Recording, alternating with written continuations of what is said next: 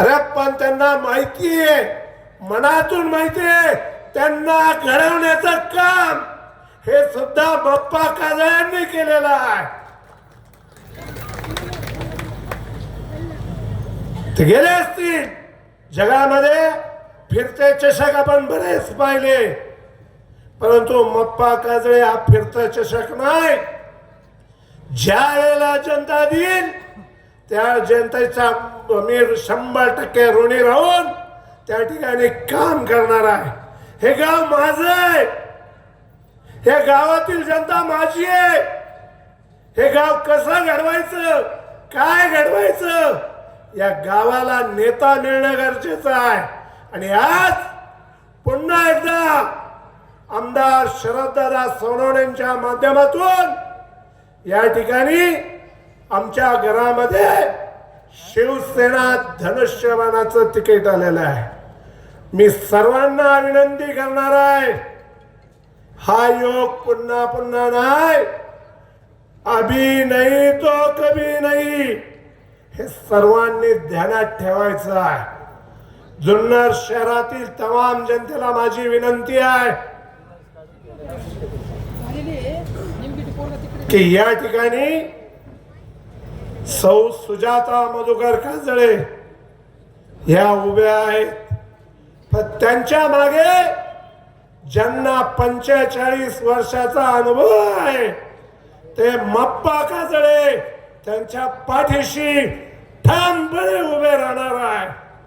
जे उभे राहिलेले विरोधाभासातले नगराध्यक्ष आहेत त्यांना म्हणा सभाशास्त्र काय असतं ते विचारा, त्यांना त्यातली कल्पना आहे का विचारा. आम्ही आमच्यावर बऱ्याच टीका झाल्या, परंतु आम्ही आमचा संयम हा ढळू दिलेला नाही.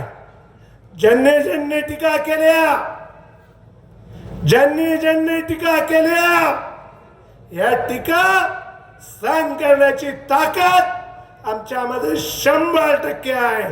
कुणी किती काही बोलू, परंतु आपण आपली रेष वाढवत न्यायची असती, दुसऱ्याची रेष पुसण्याचं काम मप्पा काजळे कधीच करणार नाही. आम्ही सातत्यानं पक्ष कसा मोठा होईल हे पाहिलेलं आहे. पक्षाच्या माध्यमातून अनेक पदाधिकारी कसे घडतील आणि समाजाची सेवा कशी करतील हे पाहिलेलं आहे. प्रामुख्याने जुन्नर शहरामध्ये जे विषय आहेत ते आपल्या सर्वांना ज्ञात आहेत. हे विषय ज्या वेळेला आपण समाजासमोर घेऊन जात असतो, या ठिकाणी नगरपालिकेत ज्या वेळेला सौ सुजाता काजळे निवडून जातील त्यावेळेला नागरिकांनी, मतदारांनी सौ सुजाता काजळेंकडे न जाता सौ सुजाता काजळे आपल्या दारामध्ये येऊन आपले प्रश्न सोडवणार आहेत, हे या ठिकाणी मी ठामपणे सांगतो.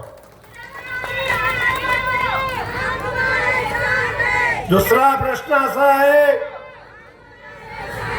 की ज्या वेळेला आपण संघटनात्मक काम करत असतो, या ठिकाणी 20च्या 20 नगरसेवक या ठिकाणी उपस्थित आहे, त्यांना सुद्धा आपल्याला भरघोस मतांनी निवडून द्यायचं आहे.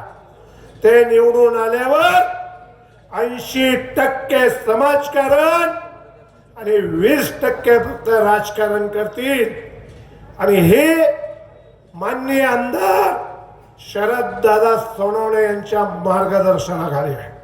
आज आपल्या माननीय शिवसेनेचे प्रमुख श्री एकनाथरावजी शिंदे, राज्याचे मुख्यमंत्री आणि आता असलेले उपमुख्यमंत्री यांचं आगमन होणार आहे. हे आगमन होत असताना त्यांच्या माध्यमातून आपण जुन्नर शहराला अनेक निधी आणणार आहोत. त्याचं प्रमुख कारण असं आहे की ते आपले नगर विकास मंत्री आहे. नगर विकास मंत्री माननीय एकनाथरावजी शिंदे यांनी सातत्यानं आमदार शरददादा सोनवणे यांना सांगितलं आहे की तुम्ही शिवजन्मभूमीमध्ये जे मागाल ते तुम्हाला प्राप्त होणार आहे. जेवढा काही निधी पाहिजे तो तुम्हाला मिळणार आहे. पण शिवजन्मभूमीची सेवा करणारा सुद्धा सच्चा पाईक या शिवसेनेचा नगरपालिकेवर भगवा फडकवणारा पाहिजे हे त्यांनी या ठिकाणी सांगितलं.